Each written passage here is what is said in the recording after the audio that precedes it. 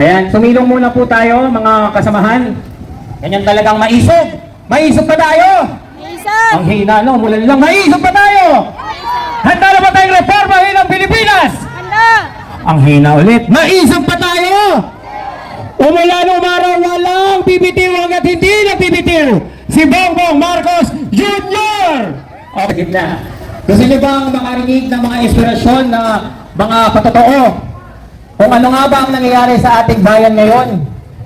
Ano nga ba ang estado ng ating bayan ngayon? Bakit tayo nang gigigil sa ginagawa nilang pagnanakaw sa ating bayan? Sana ho, sa lahat ng pinaghirap-hirap natin na ilang taon, huwag ho tayo bibitaw at itong sa dadating na 3 araw, magsanib puwersa ho lahat, magsama-sama ho tayo para at ang abutin natin ang ating pangarap na mapababa natin sa buong kasaysayan ng Pilipinas ang pinakawalang kwentang presidente na si Ferdinand Marcos Jr. Maraming salamat po sa lahat.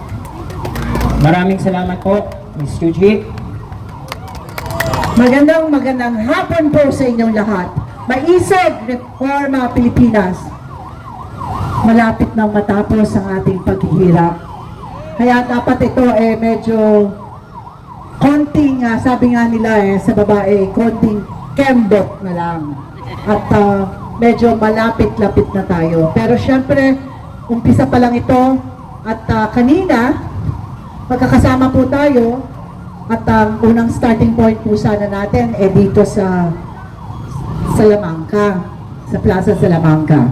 Kaya lang, hindi po natin hawak ang mga bagay-bagay at hindi po na tayo napayagan pumasok sa loob dahil meron po tayong mga sign ng Marcos resign.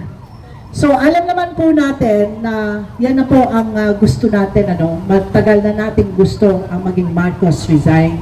Kaya lang syempre, nag-iingat po ang ating mga ibang kasama.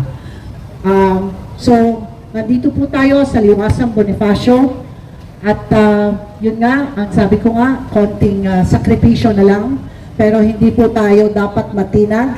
Maraming salamat sa mga nagsasakripisyo kasi karamihan po na nandito ay galing pa sa iba't ibang malalayong lugar.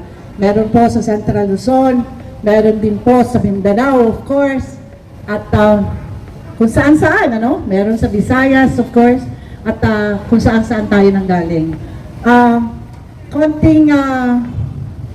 Konting sigaw, konting energy na lang po dahil malapit na po sana at sana po ang ating Pangulong Marcos maawa na sa ating Pilipinas dahil talaga namang naghihirap na po tayo. Wala na pong pumapasok na foreign investors, bumababa na po ang halaga ng ating salapi at meron na po talagang pagbaksak ng ating ekonomiya. Kaya konting-konting pasensya na lang po at sana samahan niyo pa rin po kami.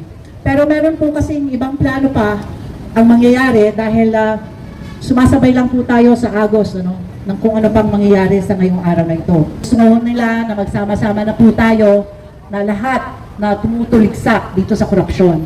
So, wag po kayong magugulat kung meron po mga bus na darating dito. Ito pa rin po tayo sa Liwasang Bonifacio. At kung sino rin po ang gustong magstay dito sa Liwasang Bonifacio, dito pa rin po tayo hanggang bukas. Umulan na. So medyo sumulong-sulong po muna tayo. Pero ganun po ang mangyayari. So paghandaan po natin yan. Maraming salamat po. Kanina na.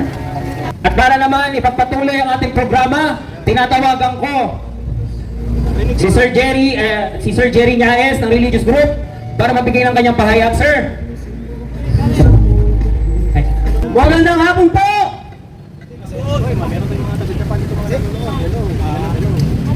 Mula po sa religious sector, pag-greener sa Angeles City na maisog, ay nais ko magpaalala sa lahat. Ang sabi sa salita ng Diyos, kapag matutuwid ang namamahala, nagdiriwang ang magla. Ngunit kapag ang nangunguna ay masama, sila ay lumuluha. Dalawang salita ang ating tandaan. Nagdiriwang at lumuluha. Tayo ba'y nagdiriwang o lumuluha? Lumuluha! Nagdiriwang ba o lumuluha tayo? Lumuluha. Simula nung umupo itong si Junior sa Malacanang, 3 taon na at mahigit ang kanyang pamumuno. Maraming mga nangyaring nakakalungkot sa ating bansa. Maliban sa kalamidad na kung saan pinangakuha ng ang bayan natin, ng mga mamayan natin, kapwa natin, na sila ay tulungan, meron bang nangdiriwang? Sila ay lumuluha. Walang tulong na umabot sa kanila kundi mga pangako na napako. Anong gagawin sa 5,000 para sa kakaunti daw na nasira? Anong gagawin sa 10,000 sa kumpletong nasirang bahay? Aba, pampagawa yata ng bahay ng kalapati yan ha. Nagdiriwang ba tayo o lumuluha? 3 taon. Meron bang nangyari? Wala.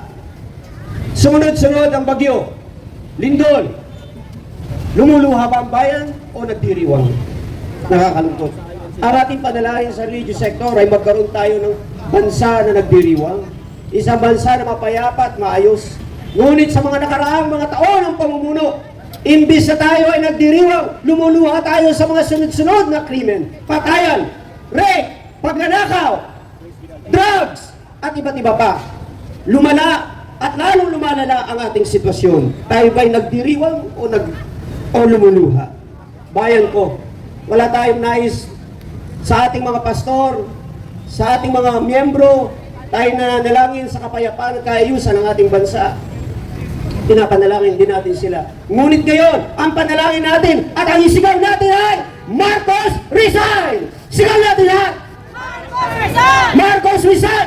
Marcos resign! Marcos resign! Marcos resign! Dahil tayo ay lumuluha, hindi nagdiriwang.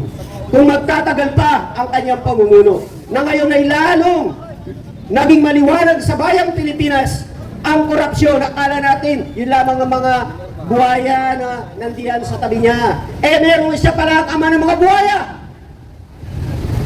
Isang nakakalungkot na pangitain. Anong mangyayari sa kinabukasan ng ating mga anak at apo kung magpapatuloy sa loob pa ng mahigit na 2 taon ang kanyang pamumuno? Kaya nga ang ating sigaw, Marcos resign! lakasan natin! Marcos resign! Sigaw pa! Marcos resign! Bumaba ka na, alang-alang sa kinabukasan ng aming mga anak. Bumaba ka na, Ginoong Marcos. Ulitin ko, kapag matutuwid ang namamahala, nagdiriwang ang madla. Ngunit kapag ang nangunguna ay masama, sila'y lumuluha. Sila ba'y matutuwid? Hindi! Isigaw natin, sila ba'y matutuwid? Hindi! Ang mga nangunguna ay matutuwid ba o hindi? Sila'y masasama. Kaya panalangin tayo, hanggang matapos ito, magkaroon sila ng takot sa Diyos dahil ang nangyayaring ito ay hindi na matanggap ng ating bayan. At siya ng ating panalangin, ang Diyos ay gumawa alang-alang sa kinabukasan ng ating bayan. Maraming salamat po.